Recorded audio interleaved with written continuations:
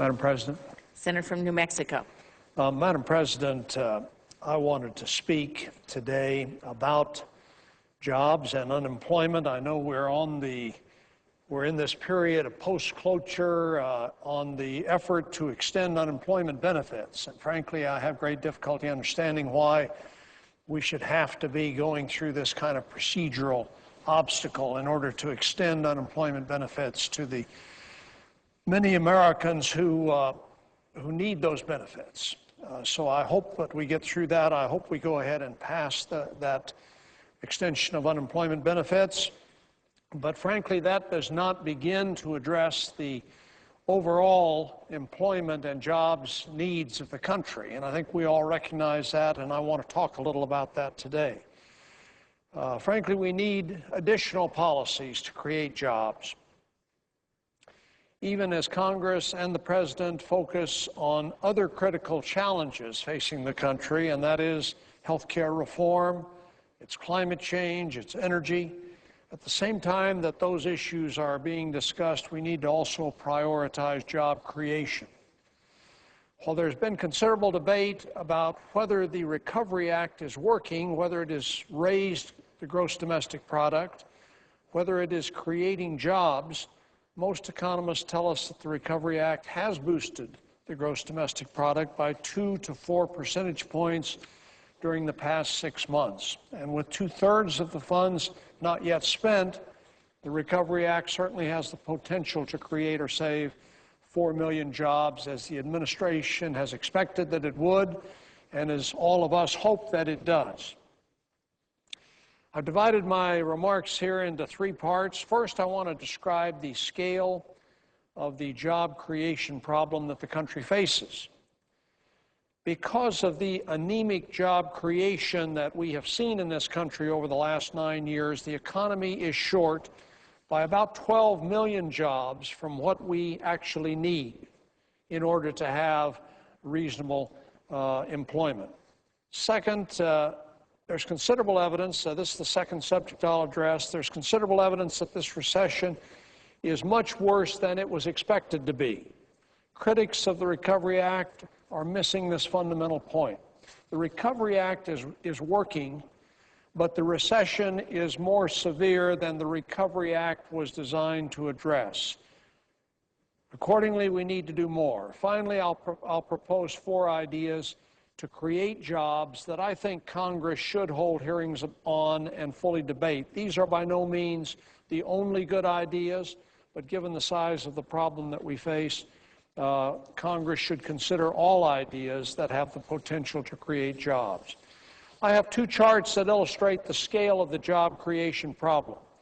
Let me start by putting up this first chart.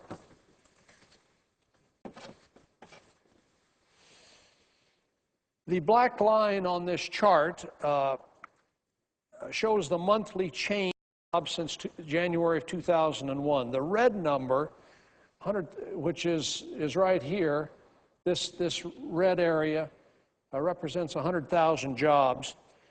That's an important number to understand. It is the break-even number.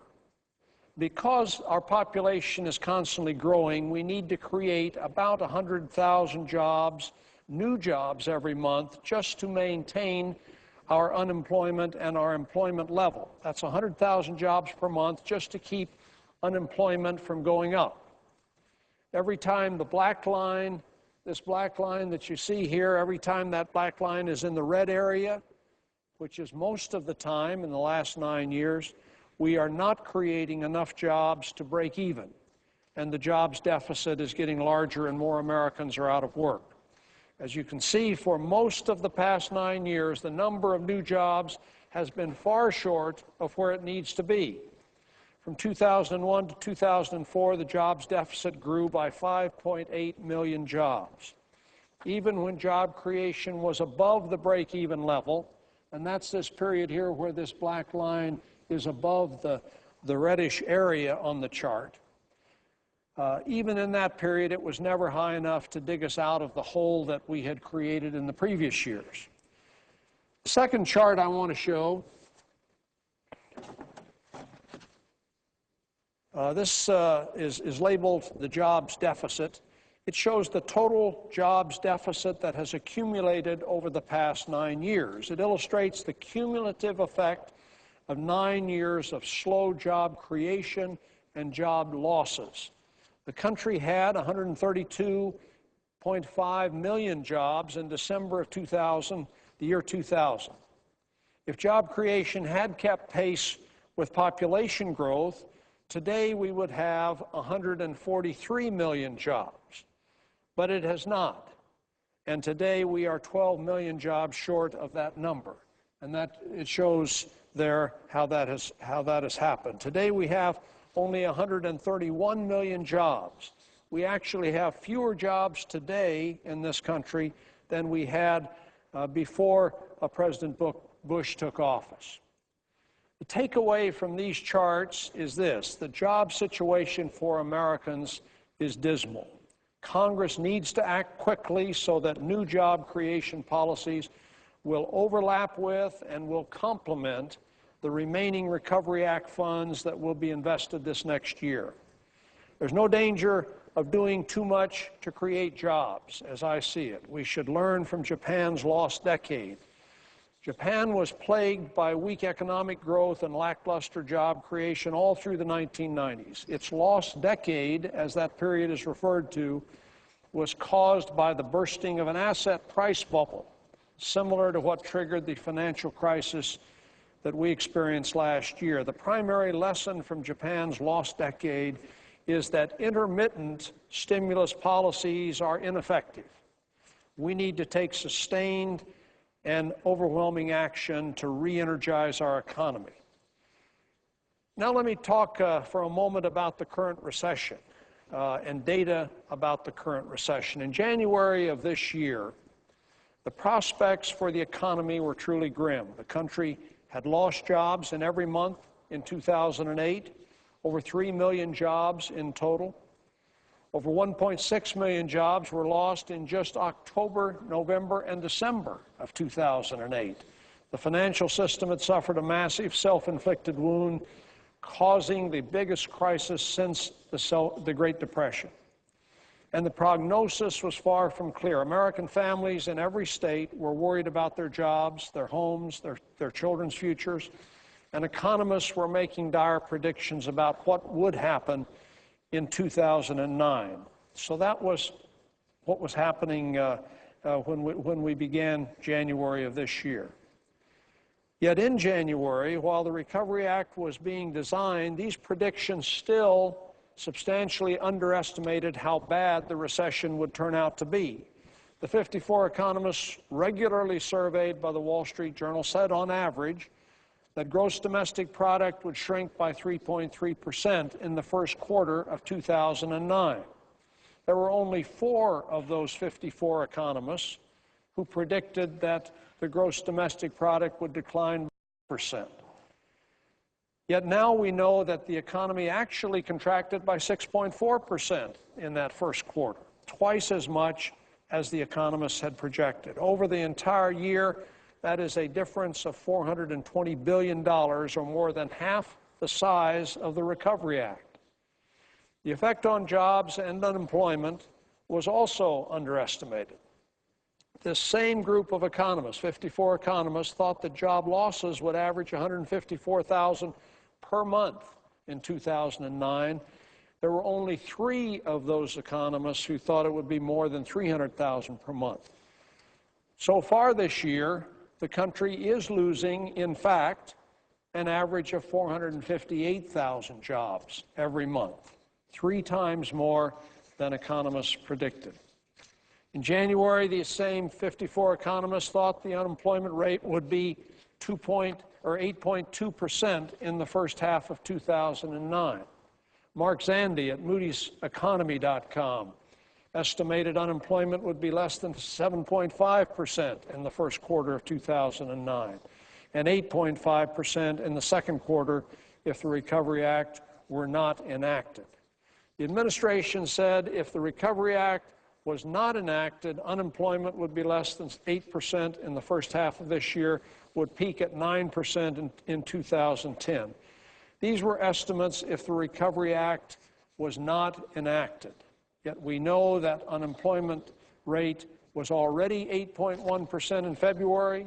It grew to 8.5% in March and 9.5% in the second quarter. Even with the Recovery Act, the unemployment rate is worse than anyone predicted it would be without the Recovery Act. So in January, the administration said that enacting the Recovery Act would keep the unemployment rate below 8%. Critics are trying to score political points based on that estimate. But as I've said, the unemployment rate was already 8.1% in February, when there had hardly been enough time for the ink to dry on the Recovery Act, let alone for the stimulus funds to be obligated and spent. In short, with perfect hindsight, it's obvious that this recession is much worse than economists had predicted it would be. More jobs have been lost than economists predicted. I say this not to disparage those professionals, only to point out that we need to do more to create jobs because the situation is worse than almost anyone thought it would be. Recovery Act is working, but the problem is bigger than the Recovery Act was designed to solve. We must all recognize this. Congress and the administration need to work together to enact additional policies to create jobs. We need a combination of policies both to encourage hiring and to increase the demand for goods and services. I want to talk briefly about 4 ideas that have been proposed that Congress needs to look at, and look at them hopefully sooner rather than later. The first is a job creation tax credit. Last week, the Economic Policy Institute released a new and noteworthy version of this idea developed by John Bishop of Cornell and Timothy Bartik of the Upjohn Institute. The EPI proposes to give businesses a tax credit worth 10 to 15% of the cost of creating new jobs. Such a credit would help businesses to choose to take the risk of expanding and hiring more workers. The authors estimate their job creation tax credit would create 2.8 million new jobs in 2010 that would not otherwise be created. In addition, 2.3 million jobs would be created in 2011 under their proposal, as they predicted, for a total of 5.1 million new jobs over a 2-year period. And their proposal is to put this job creation tax credit in place for 2 years. According to EPI, the cost to taxpayers for each job would be between $4,600 and $15,000. That's expensive, but it is well worth considering if their analysis is correct. Now, critics say that the job creation tax credit will not work, that only more demand for a business's products and services will cause the business to hire more employees. While there's some truth to this, it is also the case that entrepreneurs frequently start new businesses or expand existing businesses before a steady stream of new orders. This is a fundamental idea behind innovation. In other words, businesses often create new jobs before there's a confirmed increase in demand. Moreover, a similar but more difficult to use tax credit was enacted in 1977 and is thought to have created 700,000 jobs by the end of 1978. Critics also say that businesses will use tricks to game the system and fraudulently claim the tax credit. This is certainly possible. If Congress pursues this idea, we need to take care to design the credit to eliminate that problem. Already, the authors of the proposal recommend that the credit be based on the increase in the business's Social Security wage base, so that a business could not fire and rehire employees in order to claim the credit. Some of these criticisms may be valid, but there's enough promise in this idea that we need to take the time to fully explore it and consider it. The second idea I want to mention is the possibility of enacting an investment tax credit for manufacturing. Such a credit would subsidize the cost of building new factory space or purchasing new machinery. This credit could be tied to research and development that has been done in the United States in order to ensure that Americans get the maximum benefit from that research and development. Or the credit could be more broadly designed and made available for all manufacturing investments. Manufacturing jobs are critical to the long-term health of our economy, and we need additional policies to create those jobs. Third, we in Congress need to consider providing additional aid to states. This could be accomplished through the expansion of federal role or the federal share of Medicaid, as we've done in the past. It could be done through additional education funds or other direct grants. The Recovery Act included $144 billion in aid to states and localities. Now we know that states' total budget shortfalls are projected to be nearly $360 billion over the next 2 years. 39 states will face budget shortfalls in 2011. Without additional help, states will have to cut services and raise taxes, making the recession worse and slowing job creation even more. Nobel laureate Paul Krugman has written that there's a real danger that the states will become, as he put it, 50 little Herbert Hoovers by cutting back on spending and laying off workers and raising taxes, all at the worst possible moment. Enacting additional aid to states could have immediate benefits by curtailing plans to cut state programs. Direct aid to states would complement the new tax credits that I've mentioned. It would be a fast and effective way to stabilize and increase the demand for goods and services. Finally, Congress should explore the idea of providing emergency bridge loans to families to help families stay in their homes. The government did provide bridge loans to Wall Street. American homeowners should get the same assistance. The amount of the loan could be equal to up to 2 years of the mortgage payments and could be repaid over 10 to 15 years. These bridge loans would also complement the job creation tax credit and the manufacturing investment tax credit that I've mentioned by preventing a fall-off in the demand for consumer goods and services. Senator Jack Reed and Congressman Barney Frank have proposed similar ideas to provide bridge loans to homeowners, and all of these ideas should be fully discussed and considered. Over the longer term, Congress and the administration need to consider proposals to address the structural flaws in our economy, including reforming the financial regulation in our economy, fixing our unemployment compensation system so that it assists more workers in our economy, creating additional counter-cyclical economic policies that would automatically be triggered during a recession. I hope to discuss some of these issues in the coming weeks. But the 4 proposals I've outlined today are ideas that could create jobs in the short and medium term. Congress should hold hearings on these and other job creation proposals. We should act quickly to address this issue. If the trend this year continues, another 15,000 jobs will be lost each year. If we do nothing, unemployment is projected to climb past 10% next year. More families will lose their homes. Our economy will grow weaker, making it more difficult for the United States to compete in the global market. Even as Congress continues working on other strategic challenges, like health care, like energy, like climate change, and I support taking action in those areas, we must give renewed priority to job creation in order to strengthen the long-term competitiveness of the United States and the prosperity of the American people. Madam President, I yield.